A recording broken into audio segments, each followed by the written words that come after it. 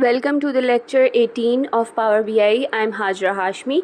Today we will discuss basic logical functions if, and or. If statement जो है वो पहले condition check करता है और it returns a value if the condition is true and it returns the other value if the condition is false. इसके syntax में 3 हम input देते हैं. Next है if error which evaluates an expression and returns specified value if the expression returns an error. Otherwise it returns the expression itself. ये इसका syntax है. उसके बाद AND फंक्शन है जो कि दोनों कंडीशंस को चेक करता है कि इधर द कंडीशंस आर ट्रू और द कंडीशन इज़ फॉल्स. तो इसका सिंटैक्स कुछ इस तरह का है.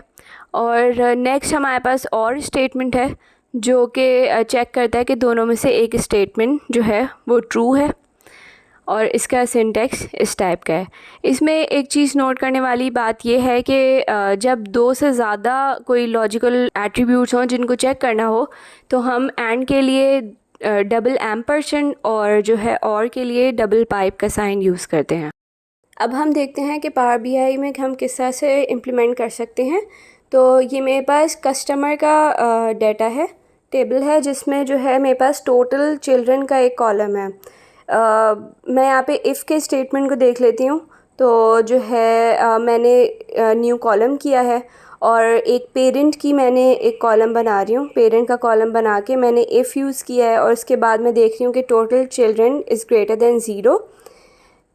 If it's true then yes, if it's not true then no. तो ये मेरे पास इसने राइट कर दिया है. उसके बाद अब मैं देखना चाहूँगी कि जो है अब मैं अपने या एंड गेट को देखती हूँ. तो मेरे पास एक कैलेंडर का टेबल है जो मैंने उसका इनपुट किया है और फिर मैंने उसमें मेरे पास जो है वो अगर मैंने वीकेंड देखना है कि वीकेंड जो है वो कब वीकेंड है और कब वीकडे है. तो सबसे पहले तो मैं देखूँगी कि मेरे वीक डेज़ में डे ऑफ वीक लिखूँगी. तो डे ऑफ वीक का मैंने कॉलम बना रही हूँ. कॉलम बना के मैंने इसमें जो है वीक डे का मैंने फंक्शन यूज़ किया है जो कि एक्सट्रैक्ट करेगा मेरे डेट से कौन सा वीक चल रहा है. इसमें मैंने 2 एट्रीब्यूट्स देना है कॉमा दे के. एक तो मैंने डेट दे दी अपनी और दूसरी जो है वो मैंने इसको बता दिया सेकंड मैंने सेलेक्ट करूँगी क्योंकि मैं चाह रही हूँ कि मेरे पास सैटरडे और संडे जो है वो 6 और 7 पे आए, तो मंडे से 1 शुरू हो. तो ये मैंने इसको दे दिया. ये न्यूमेरिकल आउटपुट देता है. इसने सारे असाइन कर दिया. उसके बाद मैंने एक न्यू कॉलम क्रिएट किया और अब मैं इसमें अपनी वीकेंड वाली और वीकडे वाली कंडीशन लिखूँगी. तो ये मैंने जो है इसको वीकेंड के नाम से एक कंडीशन एक वो कॉलम दे दिया है और इफ़ का स्टेटमेंट मैं यूज़ कर रही हूँ. डे ऑफ वीक में मैं सेलेक्ट करूँगी या तो मुझे दोनों कंडीशंस ट्रू भी हो सकती हैं, मतलब इनमें से कोई भी कंडीशन ट्रू हो, या तो 6 हो या 7 हो, तो वो मेरा वीकेंड कंसिडर होगा. तो मैंने और का फंक्शन यूज़ किया इसके लिए और यहाँ पे मैंने इफ़ ट्रू तो क्या लिखा हुआ आए, वीकेंड लिखा हुआ है और इफ़ फॉल्स तो वीकडे लिखा हुआ आए. तो ये मैंने वीकडे लिख रही हूँ और फिर जो है इसको मैंने एंटर किया तो मेरे पास इसने वैल्यूज़ दे दी हैं. सही. अब जो है अच्छा W मैंने स्मॉल एक यूज़ किया है तो मैंने इसको भी सही कर दिया है. उसके बाद जो है अब और के लिए हम पाइप साइन भी यूज़ कर सकते हैं. तो मैं ये एक्सप्रेशन हटा देती हूँ और इसकी जगह मैं अपने डे ऑफ वीक के टेबल को लिखूँगी कॉलम को और मैं इक्वल्स टू 6 और पाइप साइन यूज़ करूँगी और जो है day of week equals to 7. इसका आउटपुट और पिछले वाले का आउटपुट सेम ही होगा.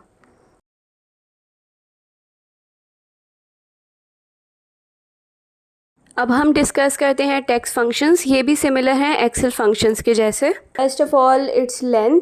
तो लेंथ जो है वो it returns the number of characters in a string. इसका इनपुट जो है सिंपल आप टेक्स्ट देते हैं. उसके बाद जो है कॉन्कैटिनेट जो है इट जॉइंट्स 2 स्ट्रिंग इनटू 1 और ये इसका सिंटेक्स है. लेफ़्ट मिड राइट ये जो है ये उसी कैरेक्टर्स आपको आउटपुट देता है जो भी आपने अगर लेफ़्ट के 3 कैरेक्टर्स चाहिए. सिंटेक्स में इसके 2 एट्रीब्यूट्स होते हैं, एक में नंबर ऑफ़ कैरेक्टर्स कितने चाहिए और लेफ़्ट से चाहिए या फिर राइट से या फिर मिड से। Upper lower and proper converts letters into upper lower and proper case, और इसका सिंटेक्स ये है। सब्स्टिट्यूट जो है it replaces an instance of existing text with new text in a string. तो इसका सिंटेक्स जो है वो substitute text, old text, new text. And search जो है it returns the position where a specific string और character is found reading from left to right. Search का index जो है find text and with in text. अब देखते हैं power BI में किस तरह से इसको इम्प्लीमेंट करते हैं। तो मेरे पास ये कस्टमर्स का टेबल ओपन है। मेरे पास 3 कॉलम है, प्रीफिक्स, फर्स्ट नेम और लास्ट नेम। इसमें मैं एक न्यू कॉलम बनाना चाह रही हूँ जिसमें फुल नेम मैं इसका लिख लूँ कस्टमर्स का। तो मैंने न्यू कॉलम किया और मैंने फुल नेम इसकी एक टाइटल दे दिया, इसको इक्वल्स टू करके। मैंने पहले प्रीफिक्स को सिलेक्ट किया है, प्रीफिक्स ABC_ कस्टमर मैं लिखूँगी तो मेरे पास ये सारी जो मेरे पास एट्रीब्यूट्स हैं, जितने भी कॉलम्स हैं वो शो करेगा। उसके बाद मैंने एम्परसेंड कॉन्कैटिनेट का साइन होता है तो वो मैंने लिखा। उसके बाद स्पेस, क्योंकि मैं चाह रही हूँ कि प्रीफिक्स, फर्स्ट नेम और लास्ट नेम इनके दरमियान स्पेसेस आएँ, तो इसके अकॉर्डिंग मैंने सब में स्पेस बीच में एक एडिशनल दी है। इस तरह अब मैंने इसको एंटर किया तो मेरे पास ये पूरा एक फुल नेम का कॉलम बन गया है कॉन्कैटिनेट फंक्शन यूज़ करके। नेक्स्ट हम देखते हैं कि मेरे पास ये कैलेंडर का टेबल है जिसमें डेट मेरे पास है, डे ऑफ वीक है और वीकेंड है। मैं चाह रही हूँ मंथ नेम जो है उसको एक तो मैं एक्सट्रैक्ट करूँ अपनी डेट से, और दूसरा जो है उस पे या तो मैं उसकी शॉर्ट फॉर्म में लिख लूँ एक नया कॉलम बना के। तो यहाँ पे मैं मंथ नेम एक्सट्रैक्ट कर रही हूँ जिसका एक न्यू फंक्शन है जो यूज़ कर रही हूँ फॉर्मेट के नाम से, और उसमें जो है डेट और उसको मैंने फॉर्मेट दे दिया कि मंथ ओनली, मतलब उसमें से एक्सट्रैक्ट हो जाए मंथ नेम। फिर जो है मैंने न्यू कॉलम किया है और अब मैं जो लेफ़्ट के जो 3 कैरेक्टर्स हैं उनको मैं एक्सट्रैक्ट करना चाह रही हूँ। तो लेफ़्ट में यूज़ करूँगी लेफ़्ट, और जब भी मैं किसी भी फंक्शन को सिलेक्ट कर रही हूँ तो वो मुझे उसके एट्रीब्यूट्स बता रहा है कि क्या क्या चीज़ें इसे इनपुट चाहिए। इसमें मैंने मंथ नेम सेलेक्ट कर लिया और मैंने 3 बता दिया इसमें। इसको एंटर किया तो मेरे पास जैन आ गया। जितने भी जो भी मंथ है उसकी 3 कैरेक्टर्स मेरे पास आ गए हैं इस कॉलम में। उसके बाद इसको अगर मैंने अपर केस में रखना है तो फिर मैंने अपर इसको यूज़ कर लिया है। अपर ज़्यादा बेटर है कि आप कैप्स में लिख लो या फिर उसको डायरेक्ट सेलेक्ट कर लो जो शो करेगा अगर UPP लिख के। ये सारे मेरे पास कॉलम अब अपर केस में आ गए। अब हम रिलेटेड फंक्शन को देखते हैं। रिलेटेड जो है VLOOKUP की तरह यूज़ होता है जो एक्सेल में हमारे पास फंक्शन था। It returns related values in each row of a table based on relationships with other tables. इसका सिंटेक्स ये है इक्वल्स टू रिलेटेड और column name, the column name that contains the values you want to retrieve. It's important to note here related works almost exactly like a VLOOKUP function.